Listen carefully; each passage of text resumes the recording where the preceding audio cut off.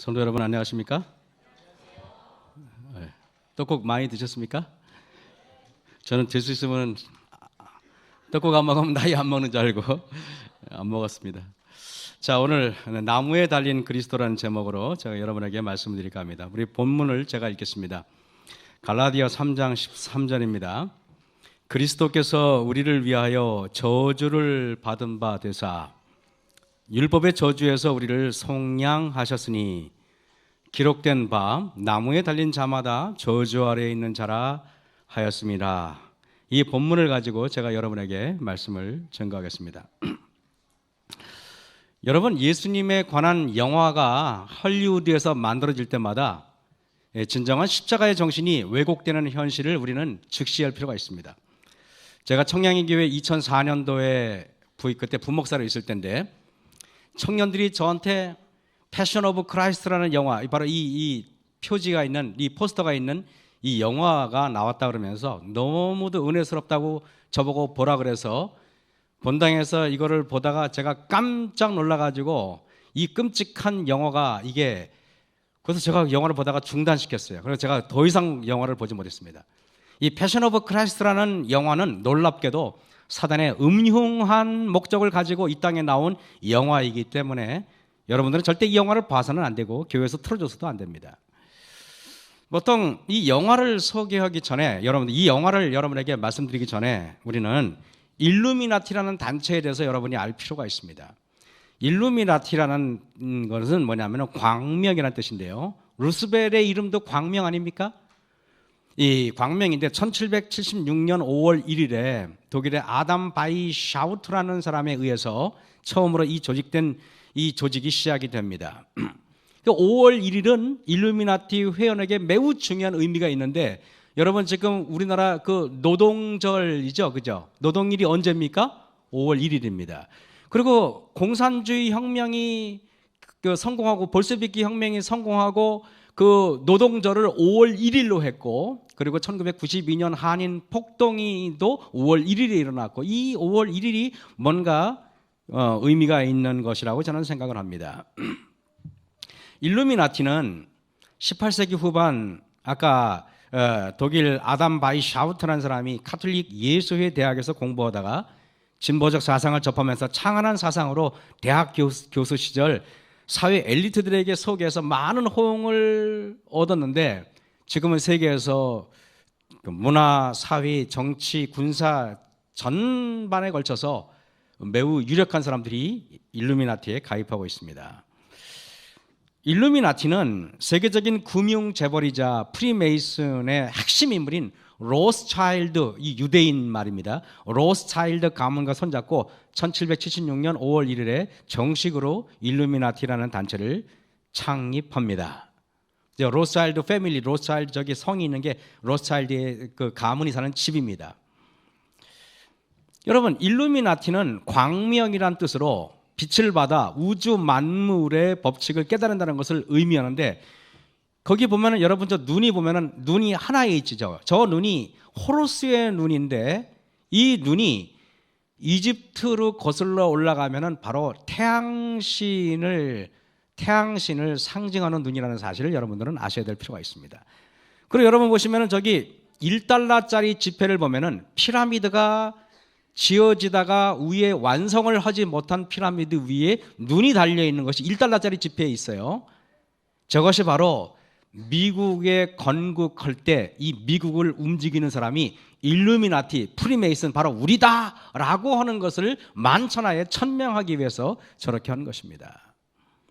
일루미나티는 광명이라는 뜻으로 빛을 받아 우주 만물의 법칙을 깨닫는 것을 의미하며 신도교나 불교의 사상 중 도를 깨달아 해탈한 사람이란 뜻이다. 그리고 여러분 인간이 진리를 깨달으면 신이 될 수 있다는 사상, 바로 일루미나티의 사상이 바로 불교의 사상하고 똑같습니다. 일루미나티는 프리메이슨과 예수의 전통을 이어받으면서도 이들의 목적은 단 하나입니다. 신세계 질서 밑에 여러분 거기 피라미드 밑에 글씨가 써 있죠. 노벌스 오더 세클리오룸인가 제가 발음이 좀 형편없어가지고 이게 라틴어기 때문에 그런데 이 뜻이 뭐냐면은 신세계 질서라는 뜻입니다. 신세계 질서. 자, 1달러짜리 지폐의 비밀을 한번 우리 동영상을 한번 잠깐 시청하겠습니다. 미국 1달러 지폐 뒷면을 보면 흥미로운 사실이 발견된다. 먼저 눈에 띄는 그림은 미국의 국조인 독수리다. 독수리 위에 별은 13개, 독수리 가슴에 단 방패 문장의 줄은 13줄, 화살의 수도 각각 13개다. 여기에 나온 숫자 13은 미국의 독립전 설립된 미국의 13개 식민지라 해서 13 오리지널 콜로니스라고 부른다. 그런데 왼쪽으로 시선을 돌리면 조금 의아한 그림이 눈에 들어온다.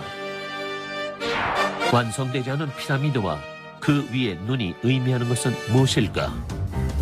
피라미드 맨 아랫단에 적혀있는 정체불명의 글자는 로마 숫자로 1776을 표시한 것이다. 1776년 이는 미국이 독립한 해다. 이게 일루미나티가 만들어진 해입니다. 또 혹자들은 비밀 결사 단체로 알려진 프리메이슨의 일파인 일루미나티의 창립 연도도 1776년이라고 말한다. 하지만 가장 논란이 되는 부분은 피라미드 꼭대기에 빛나는 눈이다. 진리의 눈으로 불리는 빛나는 눈은 고대 이집트 태양신 라를 나타내며 프리메이슨을 상징하는 프로비덴스의 눈을 의미한다고 한다. 피라미드가 프리메이슨과 연관이 있다는 논란이 계속되고 있다. 이에 아직도 많은 사람들은 피라미드의 진실을 향해 추적하고 있다. 여러분이 지금 보시는 거는 우리 그 XTM 우리 여러분 케이블 방송에 나온 것을 제가 캡처한 겁니다. 여기 그 1달러짜리 지폐에 완성되지 않은 피라미드 위에 그 호루스의 눈이 있는데 이것이 아까 태양신 라 신을 상징적으로 보여준다고 아까 말씀드렸습니다. 근데 여러분 이 패션 오브 크라이스트라는 영화에 보면은 그 영화의 포스터를 보면은 유독 예수님의 눈을 한쪽 눈만 부각하고 다른 눈을 잘 안 보이게 이렇게 여러분 보시면 그런 게 보입니다. 그리고 이 보면은 영화 전반부터 예수께서는 오른쪽 눈을 가격당하여 왼쪽 눈으로만 세상을 바라보게 하는데 성경은 오른쪽에 하나님의 권능을 상징하는 것인데 하나님의 권능이 상징인 오른쪽 눈을 못 보게 만들어서 신성 모독을 은연중에 나타나기 위해서 이렇게 만든 것입니다.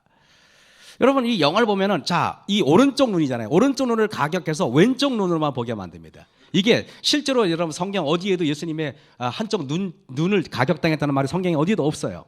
이렇게 일부러 만듭니다. 이거 보세요. 이것도 포스터 보면은 왼쪽 눈을 세상을 보고 오른쪽 눈은 이렇게 일부러 살짝 영상 기법으로 보이지 않습니다. 이것도 보세요. 오른쪽 눈을 이렇게 가리게 해가지고 왼쪽 눈으로만 세상을 보는 것처럼 이렇게 포스터를 만듭니다. 이거 제가 만든 게 아니라 여기 있는 걸 그대로 캡처해온 것입니다. 패션 오브 크라이스트라는 그 영화 포스터에서 왜 예수님을 상징하는 주인공의 눈을 자세히 살펴보면 오른쪽 눈을 가격당해서 왼쪽 눈으로만 세상을 보게 했을까요? 여기에는 비밀이 음모가 숨어 있는 것입니다. 여러분 그런데 성경을 보면은 마태복음 25장에 보면은 인자가 자기 영광으로 모든 천사와 함께 올 때 자기 영광의 보좌에 앉으리니 모든 민족을 그 앞에 모으고 각각 분별하기를 목자가 양과 염소를 분별하는 것 같이 양은 오른편에 염소는 왼편에, 다시 말하면 구원받을 자는 오른편에 멸망받을 자는 왼편에 이렇게 딱 둡니다. 근데 여러분 일루미나티의 눈은 왼쪽 눈으로 세상을 보게 딱 돼 있어요. 오른쪽이 아니라 뭐라고? 왼쪽. 다시 말하면 하나님이 멸망받겠다고 말한 그 왼쪽으로 합니다. 유대인들은요 화장실 갈 때 절대 오른쪽 손을 사용하지 않는다고 얘기해요. 왜 그러냐 하면은 오른쪽 손은 신성한 하나님의 말씀을 기록하는 것이요 이 오른손은 신성한 손이기 때문에 그래서 뒤처리하는 것, 지저분한 일은 왼손이 한다고 이야기합니다. 그런데 이거 보면은 예수님이 오른쪽 눈이 가격당하게 이렇게 영화를 꾸몄다는 것은 음모가 있는 것입니다. 그리고 여러분 더 놀라운 것은 이 멜 깁슨이라는 사람이 패션 오브 크라이스트라는 영화를 만들었는데 이 사람은 철저하게 예수의 프리메이슨 일루미나티 회원이고 이 사람은 그 뭡니까 오프스데라는 정식 회원입니다. 이 사람은 아주 이 예수회 중에서 아주 골수 예수의 회원이라는 것을 우리는 깨닫게 됩니다. 그리고 여러분 보세요. 이 연예인들을 가만히 보면요. 희한하게 이 사람들이 보면 오른쪽 눈을 가리고 왼쪽 눈을 이렇게 이런 표식이 많아요. 이 싸이 그죠? 우리가 싸가지가 없다 그래 싸인데 이거 보세요. 이쪽 가만히 보세요. 이게 그냥 있는 게 아닙니다. 이 사람들이 하는 표식이 이게 전부 다 이게 사단 숭배 사상을 은연중에 보여주고 있는 겁니다. 자기들은 살짝 숨어서 이렇게 하는 것입니다. 여러분 놀랍게 막달라 마리아 영화를 맡았고 마리아를 맡았던 이 패션 오브 크라이스트의 여주인공 5명이 몽땅 다 포르노 배우들입니다.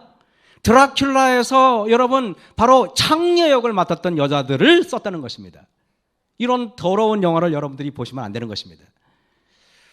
그리고 막달라 마리아 역을 맡은 모니카 벨루치와 어머니 마리아 역을 맡은 마야 몰겐스텐은 유명한 포르노 배우들입니다. 이탈리아에서 유명한 포르노 배우들이고 지저분한 여자들입니다. 이들은 드라큘라 영화에서 아까도 말했지만 창녀의 모습으로 출연했던 사람들이 바로 이들이었습니다. 5명 몽땅 다 포르노 배우들입니다. 여러분 제가 오늘 여러분에게 그러면은 도대체 여러분에게 제가 말씀드리는 것은 왜 사단이 이렇게 했을까를 말씀드리겠습니다. 왜 패션 오브 크라이스트라는 영화를 왜 만들었을까? 요한복음 19장 6절에서 7절을 보시면은요. 대제사장들과 하석들이 예수를 보고 소리질러 가로되 십자가에 못 박게 하소서 십자가에 못 박게 하소서 하는지라 빌라도가 가로되 너희가 친히 데려다가 십자가에 못 박으라 나는 그에게서 죄를 찾지 못하노라. 유대인들이 대답하되 우리에게 법이 있으니 했습니다. 여러분 유대인들이 말하는 법은 뭘 말할까요? 모세 율법을 말하는 것입니다. 우리에게 법이 있으니 그 법대로 하면 저가 당연히 죽을 것은 저가 자기를 하나님의 아들이라 함이니라 그랬습니다. 유대인들이 예수님을 죽이려고 하는 이유가 뭡니까? 내가 하나님의 아들이라고 주장하기 때문에 죽인다는 것입니다. 근데 그것이 여러분 그렇게 하지 말라고 어디 나와 있다는 말입니까? 유대인의 율법에 나온다는 것입니다. 유대인의 율법이 뭡니까? 모세 오경을 말하는 것입니다. 우리에게 법이 있으니 자기를 하나님의 아들이라 함이니라. 그 이유 때문에 죽어야 되는데요. 그 법은 유대인의 법은 바로 레위기 24장 16절에 이렇게 나옵니다. 여호와의 이름을 회방하면 그게 내가 하나님이라고 주장하는 게 그들은 여호와 이름을 회방한다고 보았기 때문에 제가 말하는 것입니다. 여호와 이름을 회방하면 그를 반드시 죽을지니 온 회중이 돌로 그를 칠 것이다. 여러분 머릿속에 잘 기억하시기 바랍니다. 여호와의 이름을 회방하면은 어떻게 죽여야 되나? 1. 전기 충격으로 죽인다. 2. 목매달아 죽인다. 3. 장희빈처럼 사약을 먹인다. 4. 돌로 쳐 죽인다. 몇 번입니까? 돌로 쳐 죽이는 것입니다.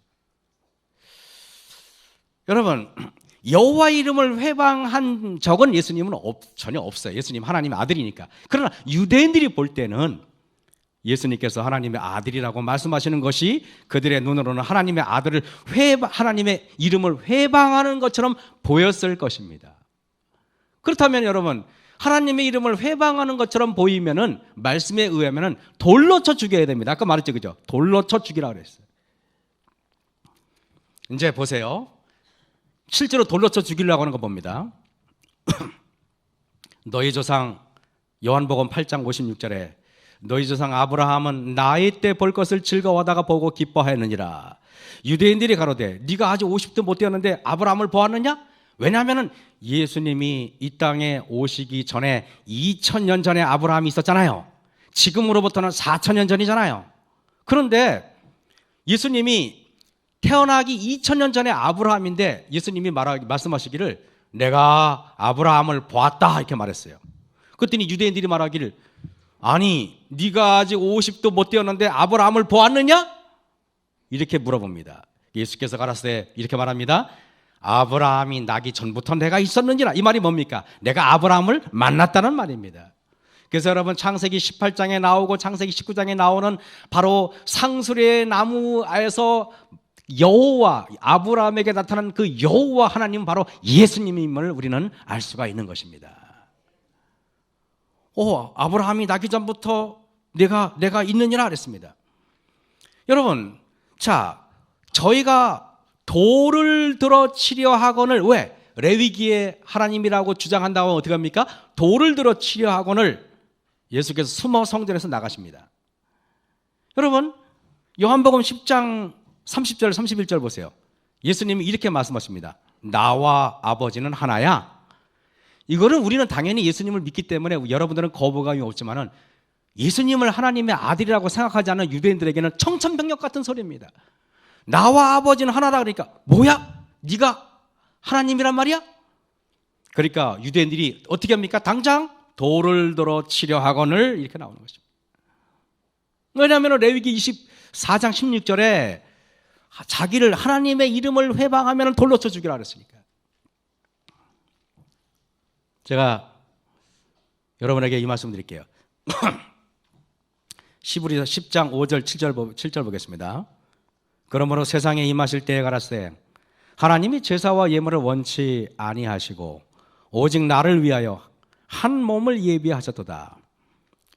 이에 내가 말하기를 하나님이여 보시옵소서 두루마기 책에 나를 가르쳐 기록한 것과 같이 하나님 뜻을 행하러 왔나이다 하시니라. 예수님이 이 땅에 오신 목적은요 하나입니다. 두루마기 책은 구약 성경을 말하죠. 구약 성경에 기록한 대로 사시기 위해서 이 땅에 오셨다는 것입니다. 도대체 두루마기 책에 뭐라고 기록되어 있나요? 여기에 보면은 내 백성과 내 거룩한 성을 위하여 70일으로 기한을 정하였느니 성경은요 모든 게 정해졌어요. 예수님이 돌아가실 날짜도 기록 정해졌고요. 예수님이 어디서 태어날 것도 정해졌고요. 예수님이 어떻게 돌아가실 것도 정해졌고요. 모든 게 정해졌어요. 그래서 때가 참에 예수님이 이 땅에 오신 것도 때가 찼기 때문에 오신 겁니다. 베들레헴 에브라다야 라고 미가서 5장 2절에 예언되어 있기 때문에 예수님이 거기에서 태어나신 겁니다. 그런데 여러분 잘 아신 것처럼 예수님이 선교를 마치고 피곤한 마음을 이끄시고 갈릴리 바닷가로 바다를 지나가고 계셨습니다. 배를 타고 지나가고 계셨는데 예수님께서는 저기 사진에 보면 아시지만은 너무 시장하시고 고나셔서 저렇게 누워서 주무시고 계셨습니다. 그런데 엄청난 폭풍이 일어납니다. 엄청난 폭풍이 일어나서 저희가 무리를 떠나 예수를 배에 계신 그대로 모시고 가매 다른 배들도 함께 하더니 근데 큰 광풍이 일어납니다. 물결이 부딪혀서 배에 들어와서 배가 침몰하기 직전입니다. 예수께서는 고물에서 베개를 베시고 주무시더니 제자들이 깨우며 가로되 선생님이여 우리가 죽게 된 것을 돌아보지 아니하시나이까? 이러면서 제자들이 예수님한테 다가가서 예수님을 깨웁니다. 그러면서 제자들은 두려움에 눈이 이렇게 두려움에 충혈되어 있었습니다. 그때 예수께서 깨어 바람을 꾸짖으시되 잠잠하라 고요하라 하시니 바다가 아주 잔잔해집니다. 그러면서 예수님이 이렇게 말씀하세요. 제자들에게 이르시되 얘들아 니네가 왜 이렇게 두려워했느냐? 니네가 왜 이렇게 무서워하느냐? 너희가 어찌 믿음이 없느냐? 이렇게 말해요. 왜 이렇게 말씀하시는지 아십니까? 제자들은 갈릴리 바닷가에서 자기들이 물귀신이 될까 봐 두려워했습니다. 제자들은 그 폭풍에 그 바다 가운데 빠져가지고 완전히 자기들이 죽을까 봐 두려워했어요. 근데 예수님 말씀하시기를 너희가 어찌 믿음이 없느냐? 왜 이렇게 말씀하셨을까요? 바다에 빠져 죽을까 봐 염려한 제자들에게 예수님께서는 너희가 믿음이 없느냐? 어찌 믿음이 없느냐고 한탄하시는 이유가 무엇일까요? 여러분 이사야에 보면은 그는 멸시를 받아서 사람들에게 실어버린 바 되었으며 간고를 많이 겪었으며 질고를 아는 자라 마치 사람들에게 얼굴을 가리우고 보지 않음을 받는 자 같아서 멸시를 당하였고 우리도 그를 귀히 여기지 아니하였도다. 예수님이 이 땅에 오시기 800여 년 전에 이사야 선지자가 예언한 것입니다. 그는 실로 우리의 질고를 지고 우리의 슬픔을 당하였거늘. 여러분, 갈릴리 바닷가에서 큰 폭풍을 만났을 때 예수님은 십자가도 지지 않았고, 그리고 십자가에 못 박히지도 않았고, 그 다음에 여러분 아리마대 요셉의 무덤에 매장이 되지도 않았고, 예수님께서는 아직까지 성경에 예수님이 갈릴리 바닷가에서 물귀신이 된다는 말이 성경에 어디에 있습니까? 성경에 예수님께서 물에 빠져 돌아가신다는 말이 어디에 있겠습니까? 그가 찔리면 예수님은 찔려야 되고요, 우리의 허물을 인함, 그가 상해야 되고요, 우리의 죄악을 인함으로 말입니다. 그가 징계를 받아야 되고요, 그가 평화를 누리고 채찍에 맞는 일이 언제 있었습니까? 그가 곤욕을 당하여 괴로울 때에도 그 입을 열지 아니하였으며 마치 도수장으로 끌려가는 어린 양과 털 깎는 자 앞에 잠잠한 양같이 그 입을 열지 아니하였도다. 그가 곤욕과 신문을 당하고 끌려갔으니 그 세대 중에 생각하기를 그가 산자의 땅에서 끊어지면, 여러분, 이 땅은 죽은 자의 땅입니까? 산자의 땅입니까? 이 땅은 죽은 자의 땅이잖아요. 여러분도 저도 죽어가고 있지 않습니까? 그런데 예수님께서 오신 그 땅, 하늘나라, 생명수가 있고 생명과가 있고, 그리고 여러분 예수님이 계신 그곳은 산자의 땅이에요. 그리고 예수님께서 십자가에 달려 돌아가시려고 하는 그 의도는 저와 여러분을 구원하고 산자의 땅에서 영원히 죽으시려고 그렇게 하신 거예요. 여러분, 예수님께서 패션 오브 크라이스트라는 영화는 육체적인 고통에 초점이 맞춰져 있지만은, 그러나 여러분 나중에 보시면 알지만은 육체적인 고통 따위는 예수님에게 전혀 문제가 되지 않아. 예수님께서 정말 두려운 것은 하나님과의 관계가 영원히 끊어지고 산자의 땅에서 영원히 끊어지는 것을 말하는 것입니다. 이 죽은 자의 땅이지만 여러분들이 주님을 믿는다면 여러분들이 다시 부활이 되면 뭐가 두렵겠습니까?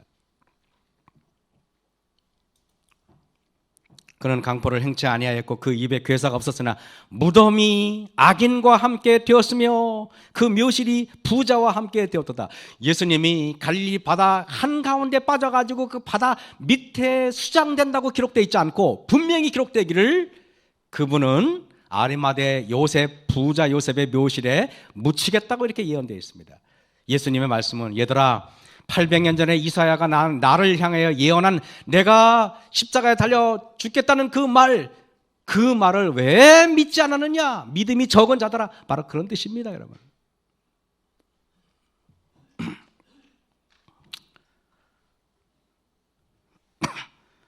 유대인들이 예수님을 십자가에 못 박으려는 이유는 무엇일까요? 요한복음 2장 19절에서 21절을 보면은요, 예수께서 대답하여 가라사대 너희가 이 성전을 헐라 내가 사흘 동안에 일으키리라. 유대인들이 가로되 이 성전은 46년 동안의 지역권을 내가 3일 동안에 일으키겠느냐 하더라. 그러나 예수는 성전 내 자기 육체를 가리켜 말씀하신 것이라. 예수님이요, 너희가 이 성전을 헐라라는 말은 예루살렘 성전을 허물어라라는 말이 아니라 예수님의 성전된 예수님의 몸을 말씀하시는 겁니다. 예수님의 몸이 성전이고 성전이 예수님이에요. 그럼 내가 3일 만에 일으키리라는 말이 뭐예요? 내가 다시 뭐라고요? 부활하겠다는 말씀이에요. 이 얘기를 다른 사람은 콧등으로도 듣지 않았지만은 이 예수님의 말씀을 심각하게 들었던 무리가 있었으니 그 무리는 바로 사단입니다. 만약에 예수님이 돌아가셨다가 부활하면 사단은 영원한 패배를 당하고 마는 것입니다.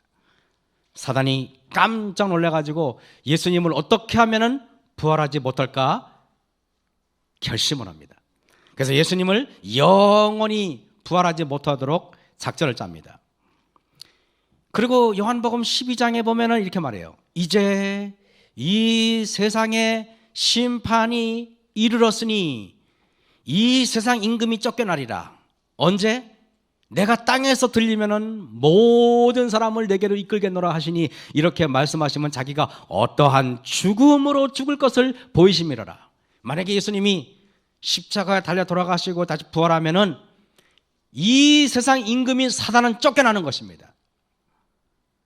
그래서 에베소서 2장 2절에 그때 너희가 그 가운데서 행하여 이 세상 풍속을 쫓고 공중의 권세 잡은 자 마귀는 예수님이 돌아가셨다가 부활하면 자기가 영원히 패배를 당할 줄 알고 예수님을 부활하지 못하기 위해서 작전회의를 짭니다.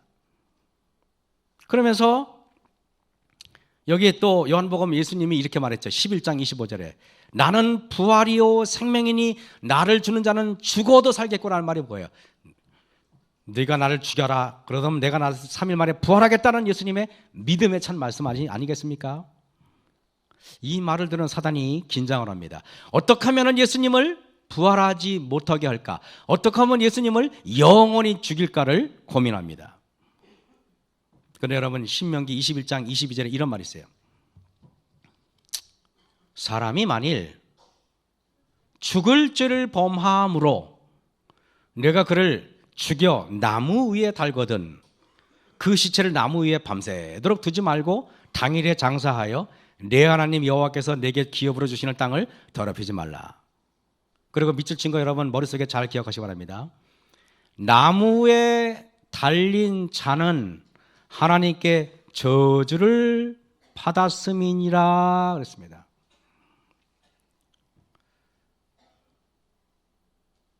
설교가 심각하지 않은 사람들은 뭐가 뭔지도 아무것도 이해하지 못하신 분들이고, 이 설교가 굉장히 깊이가 있다는 사람은 뭔가를 알아들은 사람이에요. 여러분 눈빛을 한번 스캔하겠습니다. 이 이야기를 깨달은 사람들은 뭔가 영적으로 깊이가 있는 사람이에요.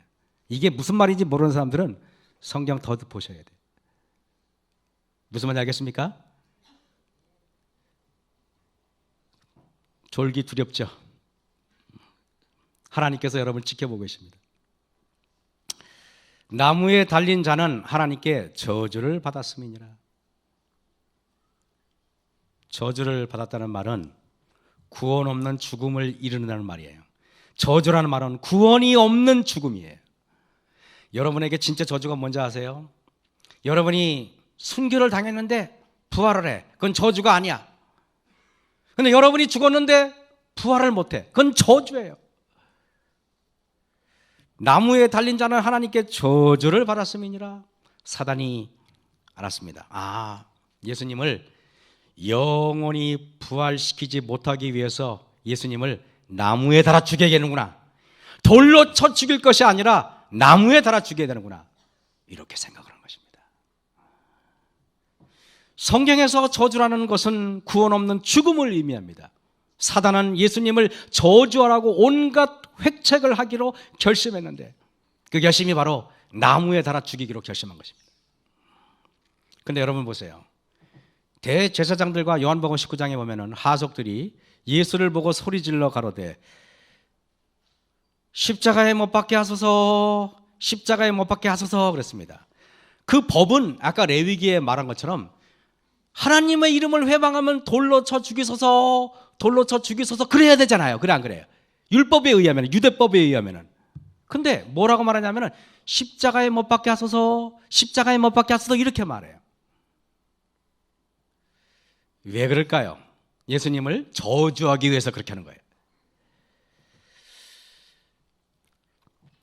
그래서 여러분 예수님이 십자가 달려 돌아가시고 부활한 다음에 베드로가 설교 중에 눈물이 글썽글썽해서 이렇게 말해요. 사도행전 5장 30절에 너희가 나무에 달아 죽인 예수를, 이 말이 뭡니까? 너희가 무슨 짓을 하는지 알지 못하고 사단의 그 충동을 받아가지고 예수님을 나무에 달아 죽였지만은 우리 조상의 하나님이 다시 살리시고, 그렇게 하면 예수님이 못 살아날 줄 알았지. 살리시고 이스라엘로 회개케 하사 죄사함을 얻게 하시려고 그를 오른손으로 높이사 임금과 구주를 삼으셨느니라 그랬습니다.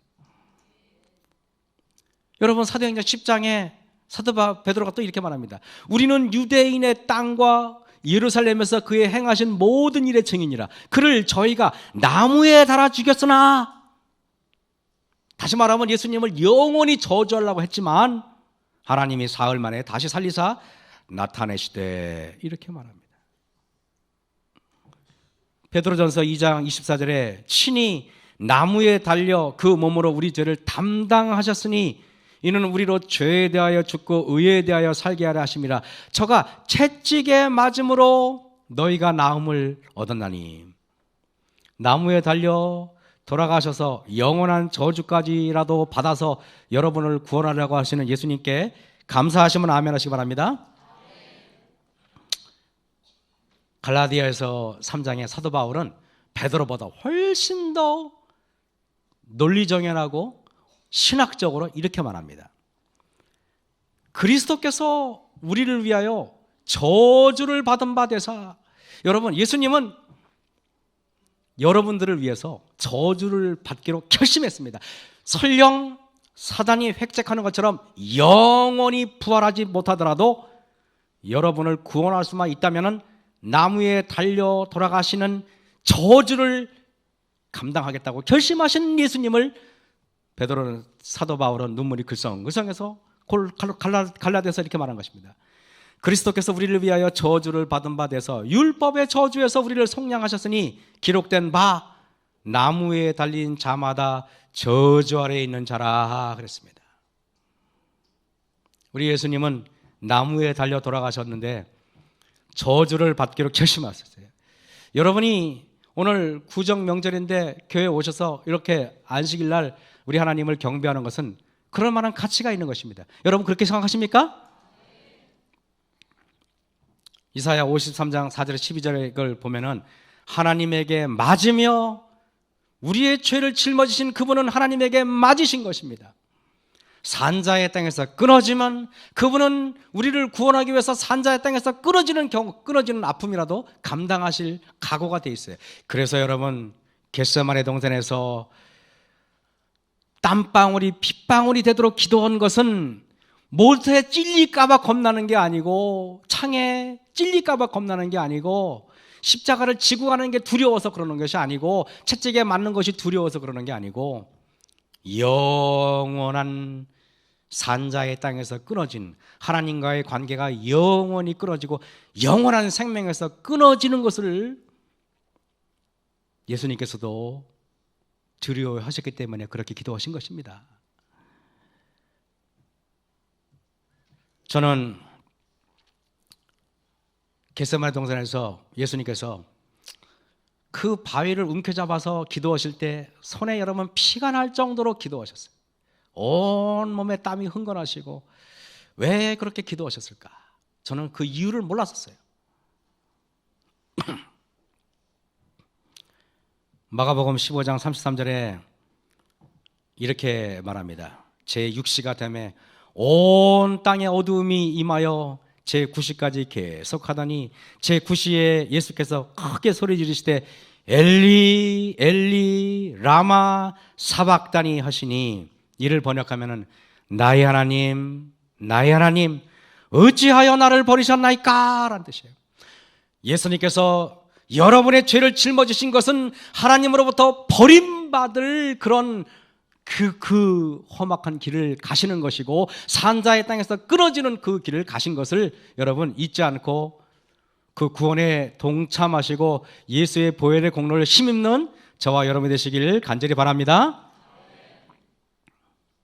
시브리서 2장 9절에 오직 우리가 천사들보다 잠깐 동안 못하게 하심을 입은 것자 곧 죽음의 고난 받으심을 인하여 라고 할 때, 이 죽음의 고난 받으면 여러분 첫째 사망이 아니라 영원한 사망을 말하는 거예요. 영광과 존귀로 관시우신 예수를 보니 이를 행하시면 하나님의 은혜로 말미암아 모든 사람을 위하여 죽음을 맛보려 하십니다. 이 죽음은 바로 첫째 사망이 아니라 둘째 사망입니다. 여러분들이 이렇게 말해요.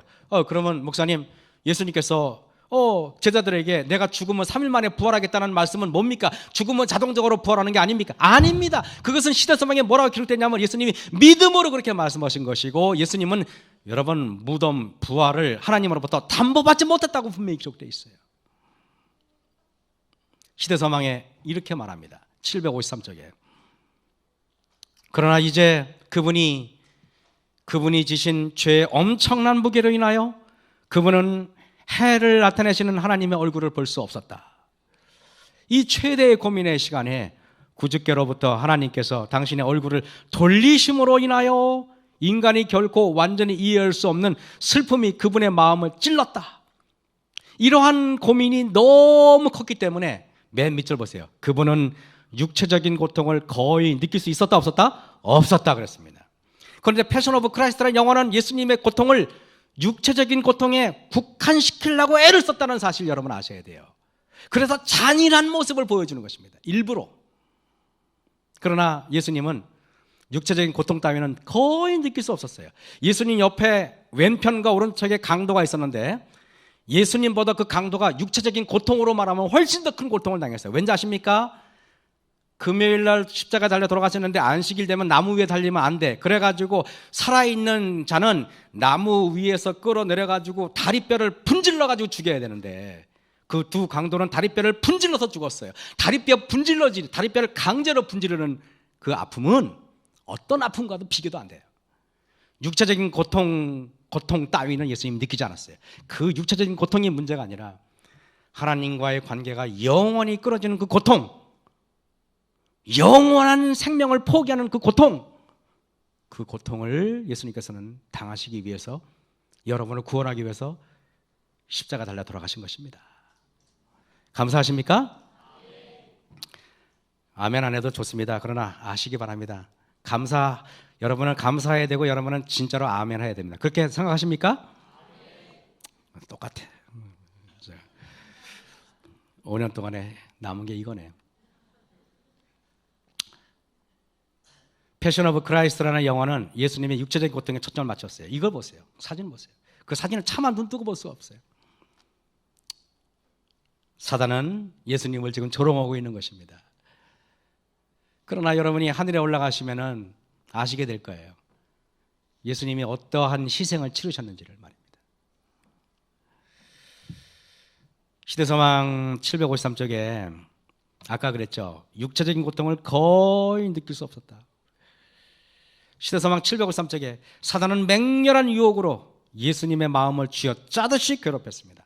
구주께서는 무덤의 문을 꿰뚫어 보실 수 있었다 없었다? 없었다고 되어 있어요. 그분이 정복자로서 무덤에서 나오리라는 희망이 주어졌습니까? 아니에요. 하나님은 한마디도 그렇게 말씀하지 않았어요. 그러면 예수님은 뭘 믿고 믿음으로 뭘 믿어요? 하나님의 품성과 하나님의 사랑과 온유하심을 믿음으로 나아간 거예요. 믿음으로. 여러분들도 앞으로 이렇게 살아야 돼요. 믿음으로 하나님의 사랑을 믿고 믿음으로 전진하시는 저와 여러분이 되길 간절히 바랍니다. 아버지께서 자기 희생을 간합하셨다는 말도 그분에게 들려오지 않았어요. 하나님께서는 죄를 심히 미워하시기 때문에 그분은 자기가 하나님과 영원히 분리되지는 않을까 두려워하였다. 그리스도께서는 죄를 범한 인류를 위하여 자비가 더 이상 탄원하지 않게 될 고민을 느끼셨다. 그분이 마신 잔을 그처럼 쓰게 하고 하나님의 아들의 심장을 파열시킨 것은 인류의 대속자인 그분에게 아버지의 진노가 쏟아지게 만든 죄에 대한 의식이었다. 천사들은 놀람으로 구주의 절망적인 고민을 목격하였다 그랬습니다. 저는 그래서 예수님께서 저주를 받았다는 말이 무덤에서 나오리라는 희망을 주어지지 않았는데 우리 주님께서는 그 길을 그냥 가시는 거예요. 여러분을 구원하기 위해서. 도대체 이 사랑이 도대체 무엇란 말입니까? 여러분, 예수님이 십자가 달려 들어가실 때 제일 힘든 건 뭔지 아십니까? 예수님이 그 길을 뚜벅뚜벅 걸어가니까 사단이 큰일 났어요. 예수님이 저대로 돌아가셨다가 부활하면은 자기는 죽으니까. 그래서 누가복음 23장에 사단이 이렇게 획작합니다. 이 예수께서 가라사대 때 아버지여 저희를 사하여 주옵소서. 자기 하는 것을 알지 못함이다 하시더나 저희가 그의 옷을 나눠 제비 뽑을세 백성은 서서 구경하여. 여러분, 사람이 죽는데 서서 구경합니다. 희죽희죽 웃고 있어요. 마음에 사단이 임했다는 말이죠. 그러니까 백성이 말하는 게 아니고 누가 말했다는 말입니까? 사단이 말한 거예요. 사단이 이렇게 말합니다. 저가 남을 구원하였으니, 사단도 예수님이 남을 구원한 줄 알아요. 사단도 예수님이 여러분을 구원한 줄 알아요. 저가 남을 구원하였으니 만일 하나님의 택하신 자 그리스도여든 자기도 구원할지어다. 사단이 말하기를, 예수님 백성들을 구원하셨으니까 예수님도 구원하십시오 라고 말해요. 그러나 여러분 그거 아십니까? 둘 다 구원할 수는 없어요. 둘 다 구원할 수 없단 말입니다. 예수님이 죄를 짊어졌기 때문에 우리가 깨끗해진 거기 때문에 그 예수님이 돌아가셔야 돼요. 저가 남을 구원하였으니, 예수님 됐어요, 내려오세요, 십자가 내려오세요, 그 말이에요. 이 말이 여러분 지금 마귀가 이 마지막 발악을 하고 있는 것입니다. 예수님이 침례를 받으시고 공생애를 시작하실 때, 그때 사단이 예수님을 광야로 성령에 의해서 이끌려갔다 그랬잖아요. 사단이 예수님을 광야에서 3번 시험합니다. 그죠? 3번 시험해. 첫 번째, 두 번째, 세 번째 시험합니다. 너무 놀랍게 예수님이 십자가에 달려 돌아가시고 마지막에 사단이 3번 시험합니다. 지금 이렇게 23장 35절에 저가 남을 구원하였으니 만일 네가 하나님이라면 너도 구원해라. 첫 번째 시험입니다. 이 두 번째, 군병들도 실ong하면서 나와 신포도주를 주며 가로되 내가 만일 유대인의 왕이어든 너를 구원하라. 두 번째 시험입니다. 매우 맹렬한 시험이라고 시대서만 기록되어 있어요. 그리스도께서는 이렇게 되어 있어요. 시대서만 746쪽에 십자가에서 내려오실 수 있으셨다. 만약에 십자가에서 여러분의 죄를 짊어진 걸 털어버리고 내려오시면은 예수님은 산자의 땅에서 끊어질 필요가 없었어요. 그러나 죄인이 하나님의 용서와 은총을 받을 수 있는 희망을 갖게 된 것은 그분께서 자기 자신을 구원하려고 하지 않으셨기 때문이다. 여러분 감사하십니까? 감사하신 분만 구원받기 바랍니다. 진짜입니다. 누가복음 23장 39절에 달린 행악자 중 하나는 비방하여 가로되 내가 그리스도가 아니냐? 세 번째 시험합니다. 너와 우리를 구원하되. 그러나 예수님은 저와 여러분을 구원하기 위해서 예수님 자신을 구원하라고 하지 않습니다. 우리는 그걸 알아야 돼요. 내가 나를 구원하기 위해서, 내가 내 입장을 변화하기 위해서 다른 사람을 죽이면 안 되는 것이에요. 내가 비록 짓밟히더라도 내가 짓밟히지 않기 위해서 남을 짓밟으면 안 된단 말이에요. 무슨 말인지 알겠습니까, 여러분? 그게 주님께서 우리에게 가르쳐준 방법이에요. 내가 짓밟히더라도, 내가 욕을 먹더라도, 내가 오해를 받더라도 다른 사람을 짓밟아서는 안 되는 거예요.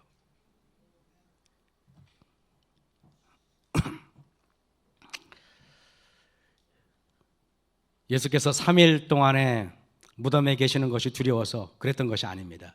그분께서는 우리의 영생을 위해서 영원한 죽음을 선택하신 사실을 우리는 알아야 합니다. 그분은 우리들과 예수님 자신 중 하나만 구원하셔야 하셨어요. 우리들과 예수님 당신 자신을 한 사람을 한쪽을 구원해야 되는데 예수님은 우리를 구원하기 위해서 예수님의 구원을 포기하셨어요. 여러분, 이 예수님의 마음으로 감동된 사람들을 보면은요, 출애굽기 32장에 이스라엘 백성들이 모세가 시내산에 40일 동안 올라가는 동안에 밑에서는 금송아지를 만들고 추태를 부리고 난리가 났습니다. 우상숭배에 빠져 있었어요. 그때 여러분, 하나님께서 이 우상숭배에 빠진 자들을 쓸어버리겠다고 말씀을 했습니다. 그때 출애굽기 32장에 이렇게 말해요. 여호와께로 다시 나아가 여짜오되 슬프도소이다. 이 백성이 자기들을 위하여 금신을 만들어 쌓으나 큰 죄를 범하였나이다. 그러나 합의하시면은 이제 그들의 죄를 사하시옵소서. 그렇지 않사오면 원컨대 주의 기록하신 책에서 내 이름을 지워버려 달라 그랬습니다. 영원한 생명을 포기하겠다는 말이에요. 생명의 책에서 지워지더라도 저들을 용서해달라고 모세가 말하는데 이것은 모세의 마음이 아니라 그리스도의 마음이에요. 여러분, 로마서 9장 3절에 사도 바울이 이렇게 말하죠. 나의 형제 곧 고륙의 친척을 위하여. 나의 형제라는 말이 뭐냐면 자기 친형제를 말하는 게 아닙니다. 예수님의 보혈의 공로로 맺어진 저와 여러분과의 관계 같은 그 관계를 말하는 것입니다. 저와 여러분과의 관계, 형제의 관계 아닙니까? 형제의 관계. 형제의 관계가 내 자신이 욕을 먹고 저주를 받을지라도, 그리스도에 끊어질지라도 하나님 저들을 용서해 주시고 저를 벌하여 달라는 예수님의 마음을 여러분은 아셔야 되는 거예요.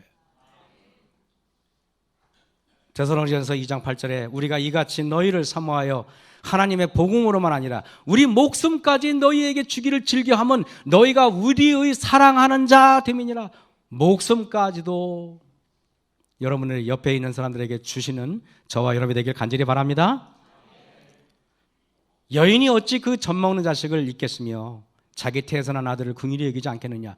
그들은 혹시 잊을지라도 나는 너를 잊지 않겠다. 하나님께서 말씀하셨습니다. 이 긍휼 엄청난 겁니다, 여러분.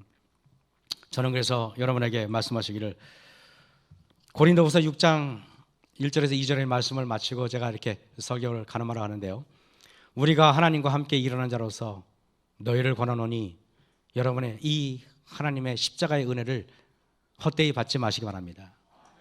가라사대 내가 은혜 베풀 때 너를 듣고 구원의 날에 너를 도왔다 하셨으니 보라 지금은 은혜 받을 만한 때요, 보라 지금은 구원의 날이로다. 그래서 여러분 아무쪼록 하나님의 말씀으로 충만한 새해가 되길 바라면서 말씀을 마치겠습니다.